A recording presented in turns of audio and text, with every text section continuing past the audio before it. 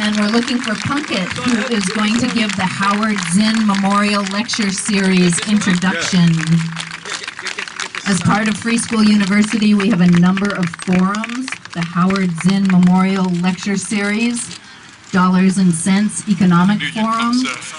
Tomorrow there's the... It's a little hard to give a talk on a Howard Zinn Memorial Lecture at a Occupy meeting. There's mixed feelings necessarily go along with it. Closer. First of all, regret that Howard's not here to take part in and invigorate in his inimitable way something that would have been the dream of his life.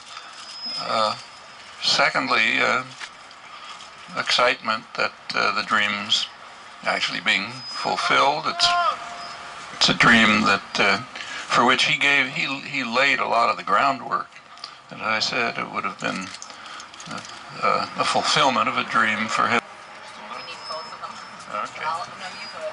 Well, why don't you take this? How about that? Well, it is an extremely exciting development. In fact, it's kind of spectacular and unprecedented. There's never been anything like it that I can think of.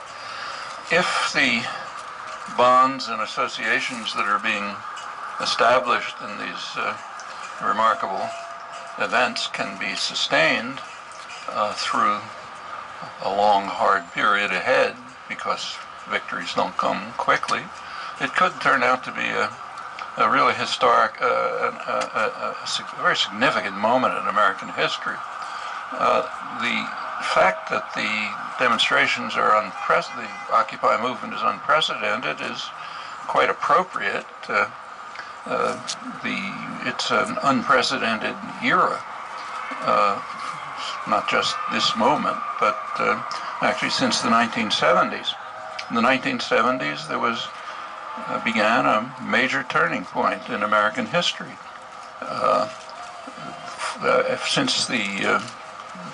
For centuries, since the country began, it had been a developing society, not in very pretty ways. That's another story, but it was a developing society with ups and downs, but a general progress towards wealth, industrialization, development,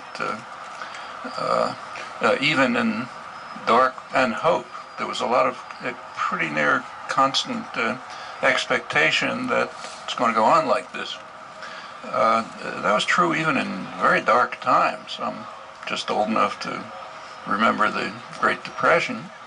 And after the first few years, by the mid-30s, although the situation was objectively much harsher than it is today, nevertheless the spirit was quite different. There was a sense that we're going to get out of it, even among unemployed people, like a lot of my relatives, that it'll get better. There's a militant labor movement organizing, CIO organizing was going on. It was getting to the point of sit-down strikes, which really are very frightening to the business world. You could see it in the business press at the time, because a sit-down strike is just a step before taking over the factory and running it yourself.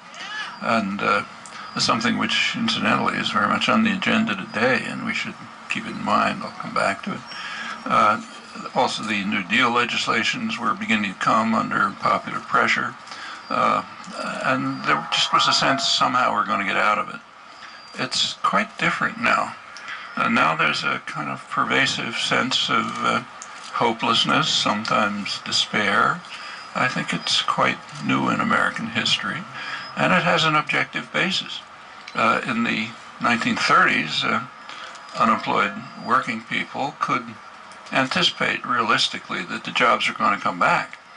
If you're a worker in manufacturing today, and the level of unemployment in manufacturing is approximately like the Depression, if current tendencies persist, those jobs aren't going to come back. The change took place in the 70s. A lot of reasons for it. One of the underlying reasons, discussed mainly by economic historian Robert Brenner, has done a lot of work on it, is a falling rate of profit. There were other factors. It led to major changes in the economy. A reversal of the several hundred years of progress towards industrialization and development, and turned to a process of deindustrialization and de-development. Of course, manufacturing production continued, but overseas. Very profitable, but no good for the workforce.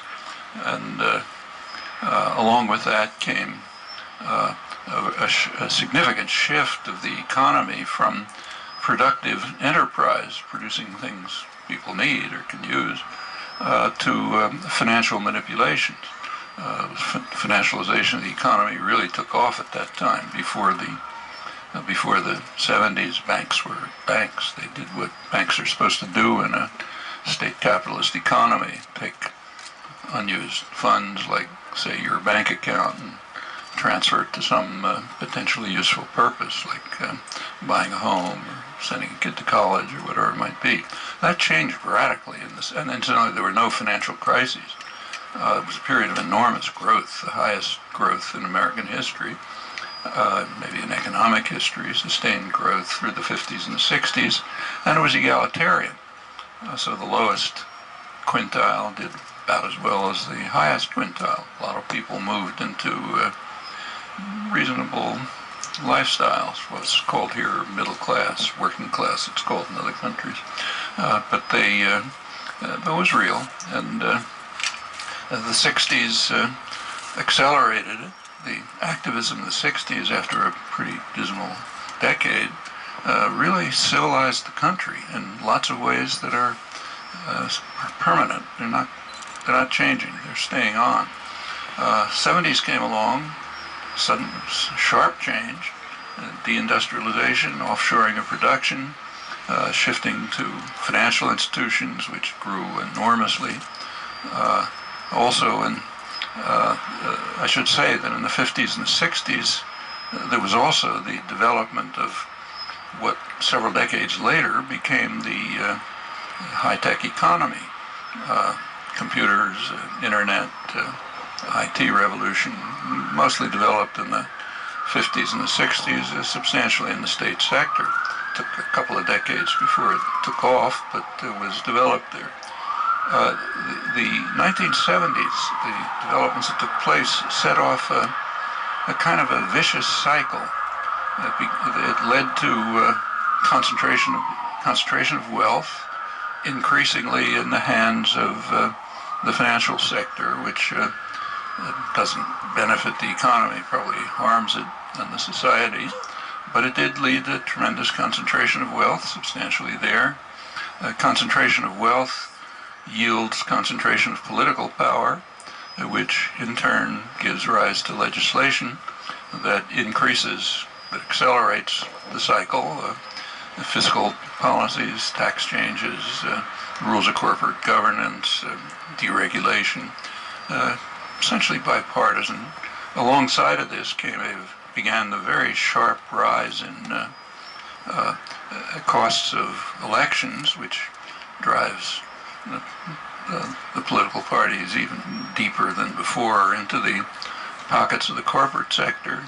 A couple of years later started a different process, which has been described particularly by Tom Ferguson, who's going to be here Monday. He probably will talk about it, so I won't much. But the parties dissolved, essentially. It used to be that if a person in Congress hoped for a position of, say, a committee chair or something, some position of responsibility, you got it mainly through seniority and service. Within a couple of years, you started having to put money into the party coffers in order to get ahead. That just drove the whole system even deeper into the pockets of the corporate sector, increasingly the financial sector. Tremendous concentration of wealth, mainly in literally the top 1/10 of 1% of the population.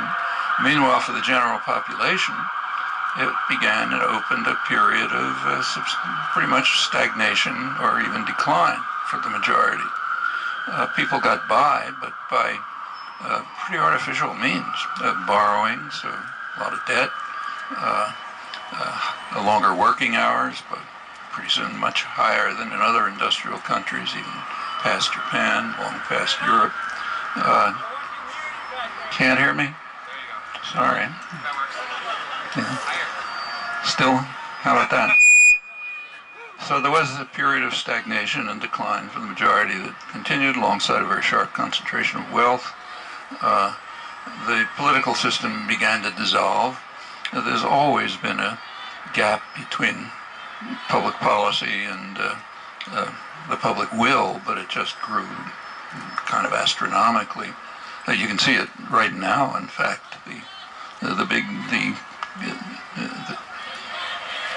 Can't hear me? I don't know what to do about it. These things are in my mouth. They don't taste good. I'll just keep going. You can make it up. It's on the live stream. It's recorded on the live stream. Just take a look at what's... Get it on YouTube. Get it on YouTube. Okay. Just take a look at what's happening right now. The big topic in Washington everyone concentrates on is the deficit. For the public, correctly, the deficit is not regarded as much of an issue, and it isn't really much of an issue. The issue is joblessness, not a deficit. There's a deficit commission, but there's no joblessness commission. As far as the deficit is concerned, you want to pay attention to it. The public has opinions. Take a look at the polls. Overwhelmingly support higher taxes on the wealthy, which have declined sharply during this stagnation period of decline. Higher taxes on the wealthy and preserve the limited social benefits. The outcome of the deficit commission is probably going to be the opposite. Either they'll reach an agreement which will be the opposite of what the public wants, or else it goes into a kind of automatic procedure which is going to have those effects. Actually, that's something that has to be done very quickly. Deficit Commission is going to come up with its decision in a couple of weeks. The Occupy movements could provide a mass base for trying to avert what amounts to a dagger pointed at the heart of the country. Could have very negative effects. It's an immediate task. Well, without going on in the details, what's being played out for the last 30 years is actually a kind of a nightmare that was anticipated by the classical economists. If you take, say, Adam Smith, bother to read Wealth of Nations, he considered the possibility that merchants and manufacturers in England might decide to do their business abroad, invest abroad, and import from abroad. He said they would profit, but England would be harmed. However, he went on to say that they would prefer to, the merchants, manufacturers would prefer to operate in their own country, what's sometimes called a home bias. So as if by an invisible hand, England would be saved the ravages of what's now called neoliberal globalization. That's a pretty hard passage to miss. In his classic Wealth of Nations, that's the only occurrence of the phrase invisible hand. Maybe England would be saved from neoliberal globalization by an invisible hand. The other great classical economist, David Ricardo, recognized the same thing and hoped that it wouldn't happen, kind of sentimental hope. And it didn't for a long time, but now it's happening. The last 30 years, that's exactly what's been underway. For the general population, you know, the 99% in the imagery of the Occupy movements, it's been pretty harsh, and it could get worse. This could be a period of irreversible decline. For the 1%, even more, 1/10 of 1%, it's just fine. at the top of the richer than ever, more powerful than ever, controlling the political system, disregarding the public, and if it can continue, sure, why not? Just what Smith and Ricardo warned about. So, for example, take, say, Citigroup, one of the most, for decades, one of the most corrupt of the major kind of investment banking corporations, repeatedly bailed out by the taxpayer over and over again, starting in the early Reagan years.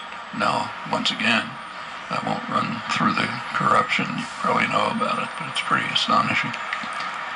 A couple of years ago, they came out with a brochure for investors.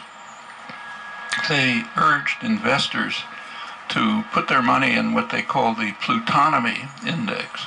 They said the world is dividing into a plutonomy, the rich, those who buy luxury goods and so on, and that's where the action is. They said their plutonomy index is way outperforming the stock market, so put your money into it. And as for the rest, we set them adrift. We don't really care about them. We don't need them. They have to be around to provide a powerful state which will protect us and bail us out when we get into trouble, but other than that, they essentially have no function. They're sometimes called these days the precariat, people who live a precarious existence at the periphery of society. It's not the periphery anymore. It's becoming a very substantial part of the society in the United States and indeed elsewhere. And this is considered a good thing. So, for example, Alan Greenspan, at the time when, little competition, when Alan Greenspan was still, St. Alan, hailed by the economics profession as one of the greatest economists of all time. This was before the crash for which he was substantially responsible. He was testifying to Congress in the Clinton years, explaining the wonders of the great economy that he was supervising.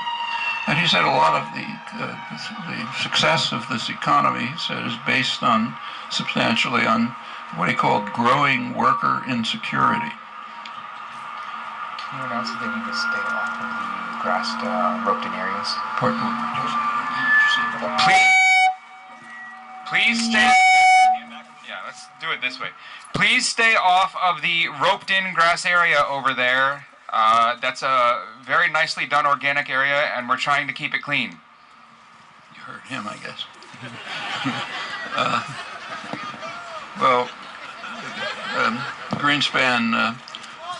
Greenspan testified that the very successful economy he was supervising, which has the properties I described, was based substantially on growing worker insecurity.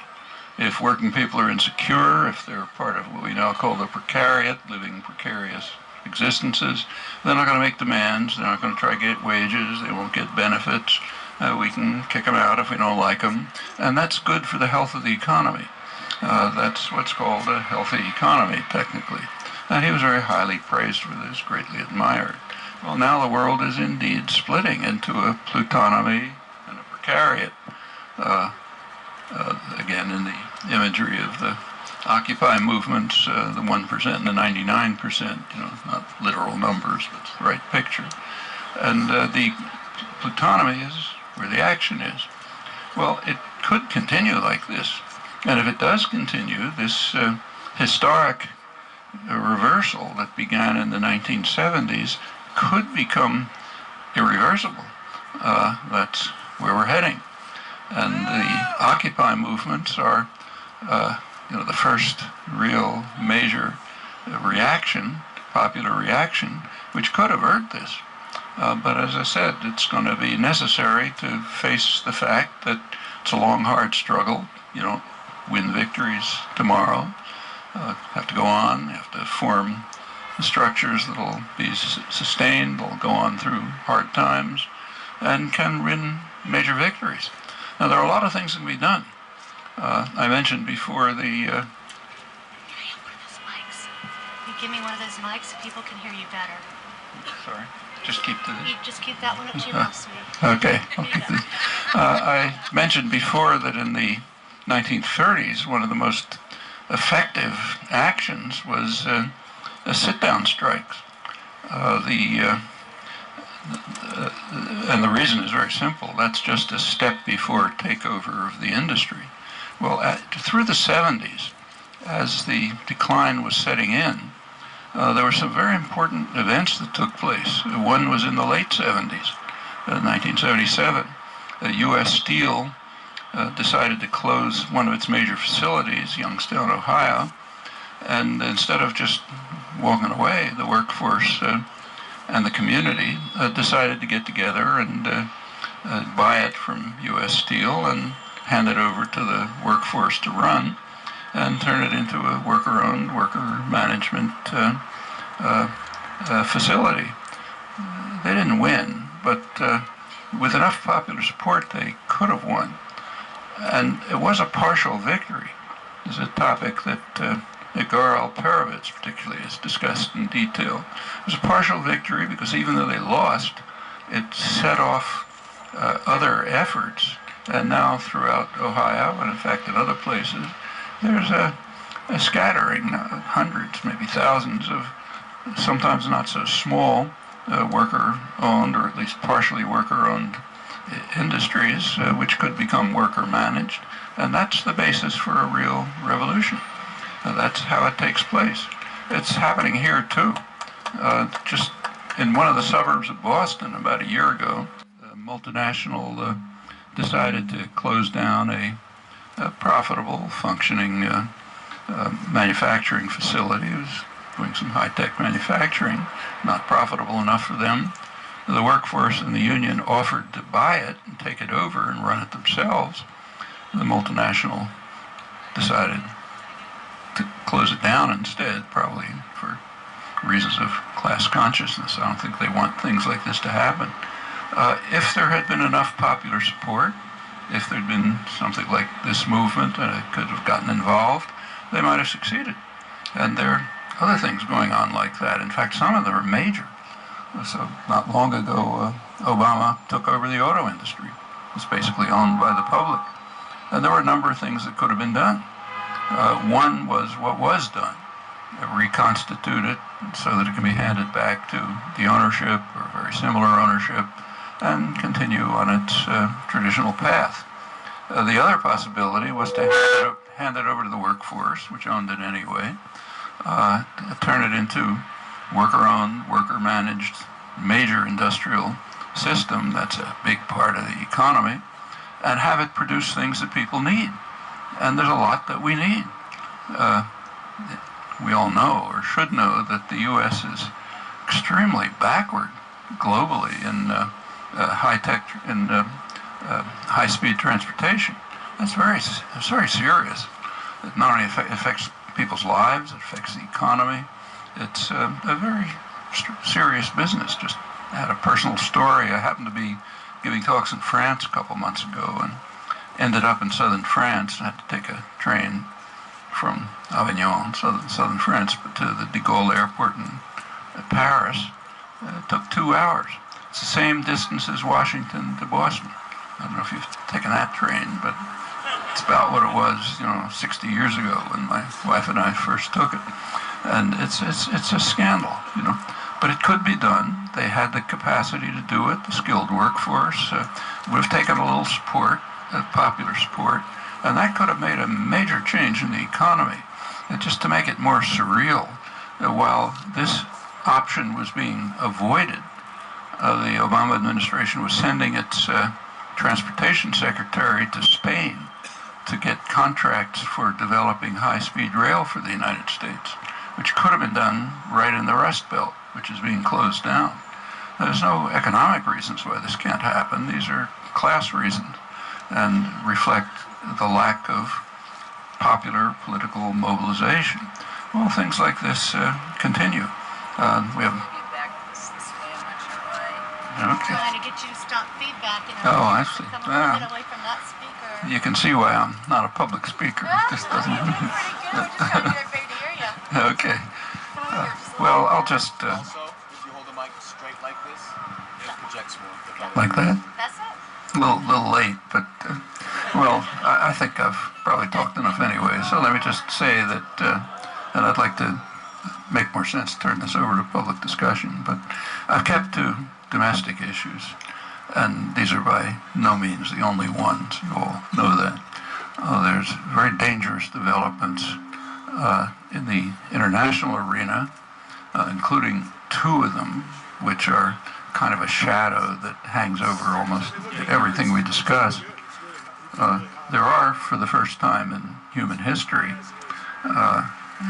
real threats to decent survival of the species. There are two.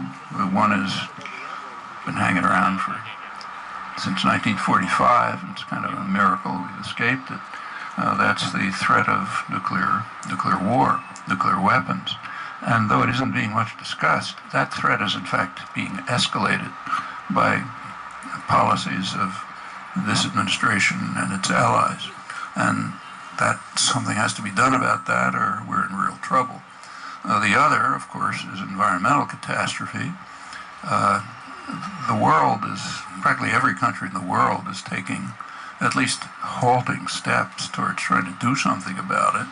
The U.S. is also taking steps, namely to accelerate the threat.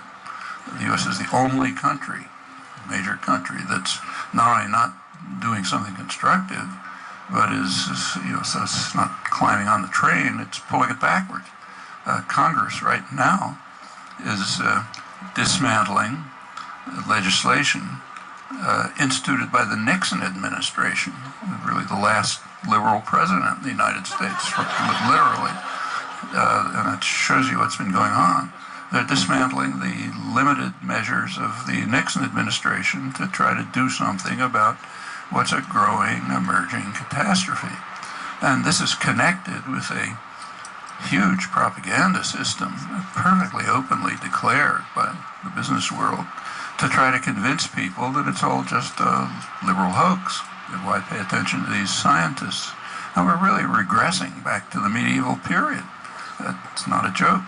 Now, if that's happening in the most powerful, richest country in history, this catastrophe isn't going to be averted.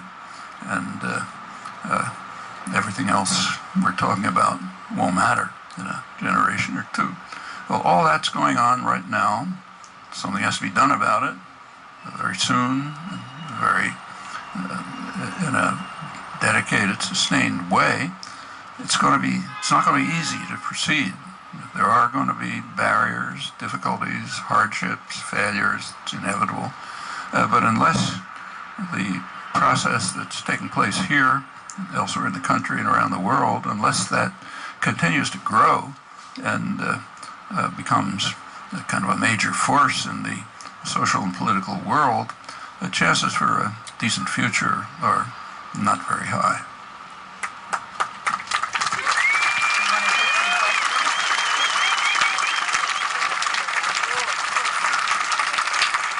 So we're open to just a few questions right now. It's a little hard to see. I guess why don't we take... Oh, hold on. You're in the light, buddy. This guy in the back there, he was first with his hand up. I just called on this person. I think if I'm doing it, I'll do it, and I'll call you next. As far as fixing the... As far as fixing... fixing the political dysfunction in this country, one idea I've heard mentioned in various places, I've heard it mentioned here, is having a constitutional convention or constitutional amendment to abolish corporate personhood, to get corporate money out of politics. So, hold on just a sec. He's talking about corporate personhood and getting the money out of that stream in politics. Yeah, these are very good things to do, but you can't do this or anything else unless there's a large, active, popular base. If the Occupy movement was, the leading force in the country, you could push this forward. But remember, most people don't know that this is happening. They may know about it, but not know what it is. And among those who do know, polls show that there's a lot of support, but that assigns a task It's necessary to get out into the country and get people to understand what this is about and what they can do about it and what the consequences are of not doing about it, not doing anything about it. And corporate personhood is an important case in point, but pay attention to what it is. We should think about it. Now, if you read we're supposed to worship the Constitution these days. The Fifth Amendment of the Constitution says that no person shall be deprived of rights without due process, of law. Well, the founding fathers didn't mean by person, they didn't mean person. So, for example, there were a lot of creatures of flesh and blood who weren't persons. The indigenous population, for example, they didn't have any rights. There was a category of creatures called 3/5 human in the Constitution, slave population. They weren't persons. And in fact, women were barely persons, so they didn't have rights. Well, a lot of this was somewhat rectified over the years. During the Civil War, the 14th Amendment raised the 3/5 humans to full humans, at least in principle. That was only in principle. I won't go through what happened next, but at least in principle. Now, if you come to over the following years, the concept of person was changed by the courts in two ways. One way was to broaden it to include corporations, legal fictions established and sustained by the state. In fact, these persons later became the management of corporations, according to the court decisions. So the management of corporations, they became persons. Of course, that's not what the 14th Amendment says. It was also narrowed to undocumented immigrants. They had to be excluded from the category of persons, and that's happening right now. So the legislations that you're talking about, they go two ways. They broaden the category of persons to include corporate persons, which by now have rights way beyond human beings, given by the trade agreements and others, and they exclude people who flee from Central America, where the U.S. devastated their homelands, free from Mexico because they can't compete with the U.S. Highly subsidized U.S. agribusiness. Remember when NAFTA was passed in 1994, Clinton administration understood pretty well that it was going to devastate the Mexican economy. And that's the year when they started militarizing the border. Well, okay, now we're getting the consequences, and these people have to be excluded from the category of persons. So when you talk about personhood, that's right, but there's more than one aspect to it, and it ought to be pushed forward, and all ought to be understood and acted upon, but that requires a mass base. It requires that the population understands this and is committed to it. So it's easy to think of a lot of things that should be done, but they all have a prerequisite, namely a mass popular base is there which is committed to implementing them. And we have a question about the ruling class in America. How likely is it that they will have an open fascist system here? I think it's very unlikely, frankly. They don't have the force. About a century ago, in the freest countries in the world, Britain and the United States, at that time, the dominant classes came to understand that they can't control the population by force any longer. Too much freedom had been won by struggles like these. So they realized it. I mean, it's self-conscious, discussed in their literature, and they recognized they're going to have to shift tactics to control of attitudes and beliefs instead of just the cudgel. You don't throw away the cudgel, but it's not can't do what it used to do.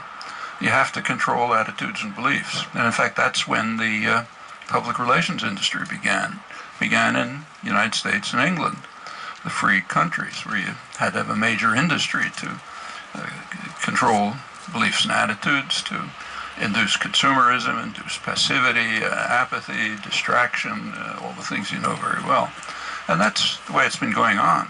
But you know, it's a barrier, but it's a lot easier to overcome than torture and the Gestapo. And I don't think they are anymore in the circumstances exist any longer for instituting anything like what we called fascism. Excellent. And John from the library would like to ask his question, and then I have a few notes here. If you stand up, I will pass a note card to you, and if you could write your question. I've got one question over here and one question over there headed towards me, but if you stand up, we'll try to fit in a few others. Sir, I have a two-part question that I've been waiting to ask you my whole life. You mentioned earlier that sit-down protests were just precursors to a takeover of industry. I would like to ask you if today you would advocate a general strike as an effective tactic moving forward.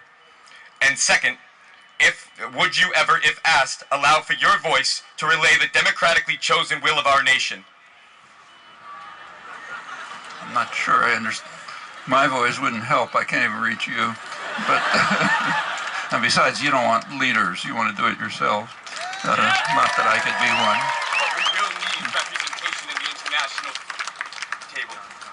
We need representation, but you should pick it yourselves, and they should be recallable representatives, so you're not going to fall into some system of control and hierarchy. But this question of the general strike is like the others. You can think of it as a possible idea at a time when the population is ready for it. We can't sit here and declare a general strike, obviously. There has to be approval, agreement, willingness to take the risks, to participate on the part of the large mass of the population. And that takes organization, education, activism. Education doesn't mean just telling people what to believe. It means learning ourselves. There's a famous line of Karl Marx, which I'm sure you all know, that the task is not just to understand the world, but to change it. And there's a variant of that which also should be kept in mind. If you want to change the world in a constructive direction, you better try to understand it first. And understanding it doesn't mean listening to a talk, reading a book, although that's helpful sometimes. It means learning, and learning you learn through participation. You learn from others. You learn from the people you're trying to organize. And you have to gain the experience and understanding which will make it possible to maybe to implement ideas like that as a tactic. But there's a long way to go. That doesn't happen by a flick of a wrist. That happens by hard, long-term, dedicated work. And I think in many ways maybe the most exciting aspect of the Occupy movement is just the construction of these associations, bonds, linkages, and others that are taking place all over the place, all over, whether it's a cooperative kitchen or something else. And out of that, if they can be sustained, can come and expanded to the large part of the population that doesn't even know what's going on. If that can happen, then you can raise questions about tactics like this, which could very well at some point be appropriate. And we have two questions about the Occupy worldwide. How do you think we can effectively target problems to bring about change? And what should we make demands? Yeah, well, they should have proposals and ideas. They don't have to be total agreement on them. There's good reason to let 100 flowers bloom. There's lots of possibilities.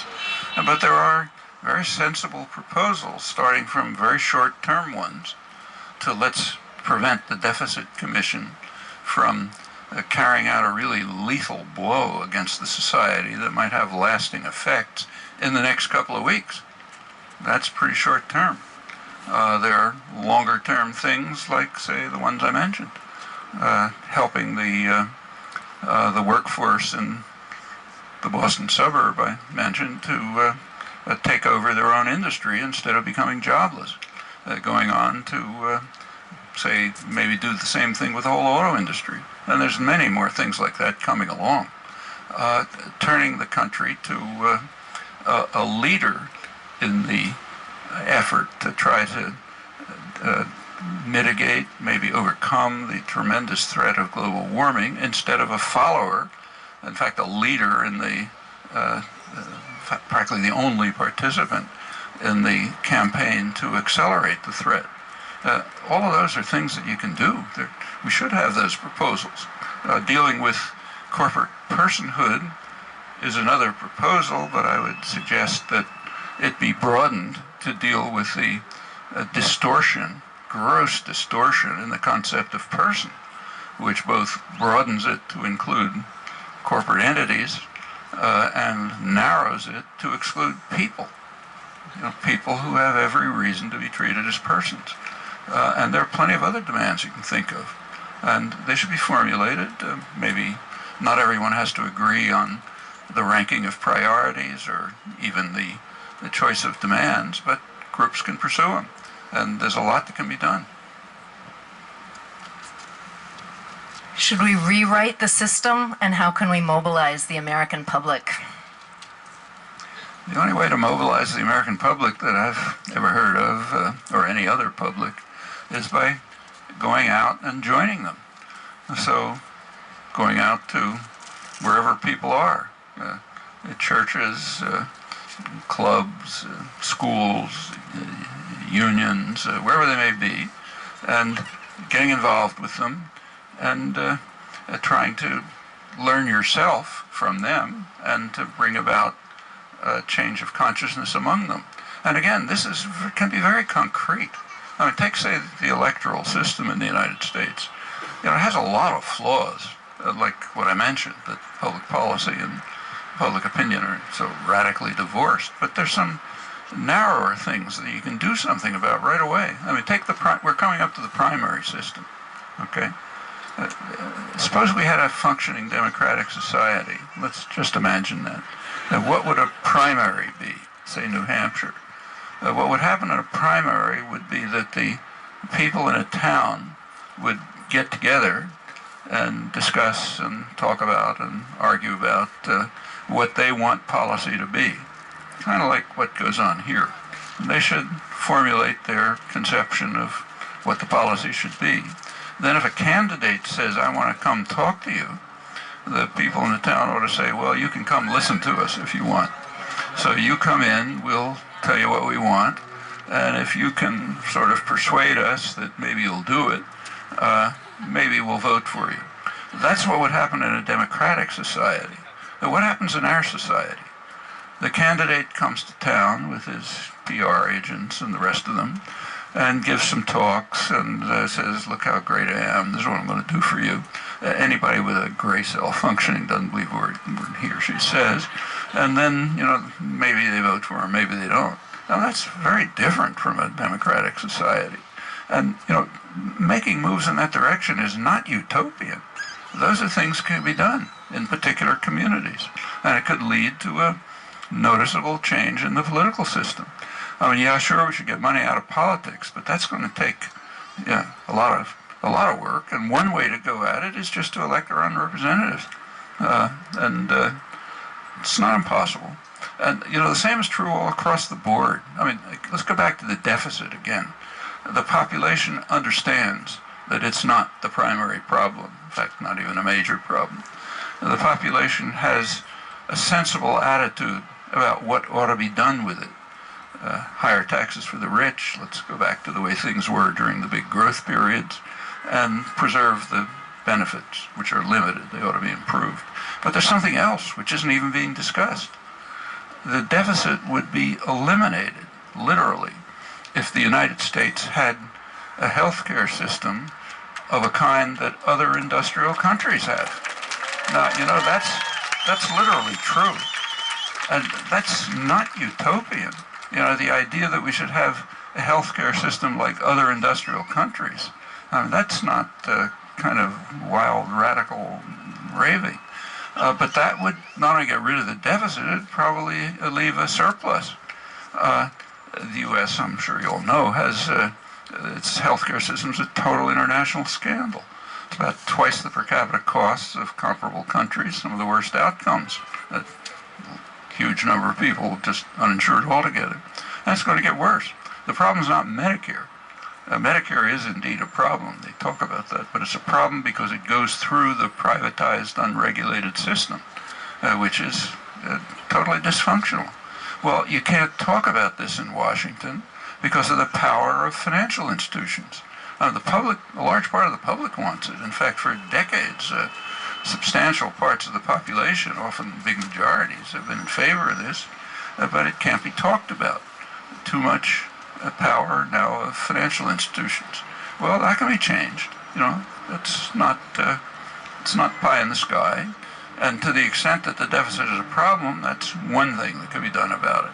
I mean, the other thing that can be done, you all know about, our crazed military system, which has about the same expenses as the rest of the world combined, not for defense. In fact, it's actually harmful to us if you look at it. That doesn't have to be like that. So there are things that are quite feasible.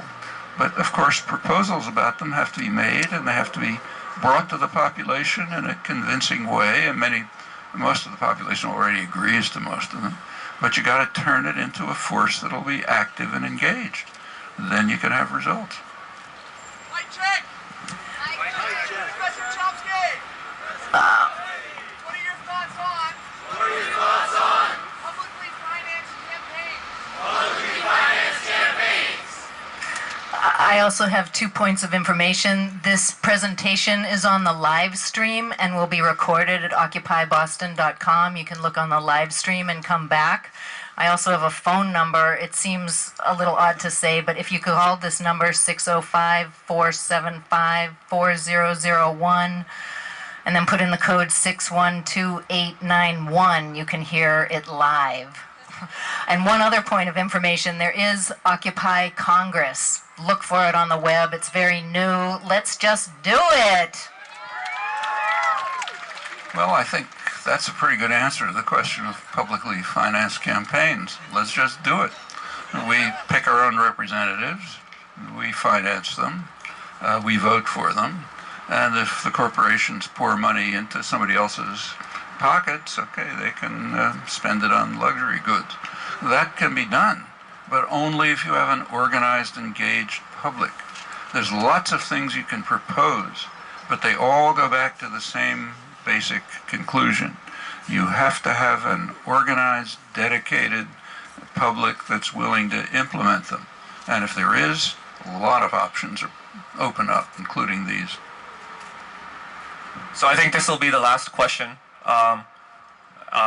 Could you please share your thoughts on the significance of the Occupy the Hood movement and any insights you may have regarding cross-cultural organization for social change? That's a great movement. I heard just coming out here this evening that the first Occupy Hood action took place just yesterday in Boston. And it's been happening in other places, New York and elsewhere. And that's perfect. I mean, it's the kind of reaching out into the general community that makes sense. People have to do it themselves. You know, I can't tell people how to organize in Roxbury, and if I told them, they shouldn't listen to me. They know how to do it, and we should work hard to get this integrated. And that means, again, not just telling people here's what you got to believe, but learning from them. What do they want? What do they need? What can we learn from them? How can we find ways to work together to overcome barriers and tensions and become part of a dedicated, ongoing, sustained movement, which, and I stress again, is going to have to last a long time, because most of these goals that we're talking about can't be attained in a couple of weeks or months. Actually, some of them can, but most of them are a long struggle. And people with power don't give it up unless they have to. And that takes work.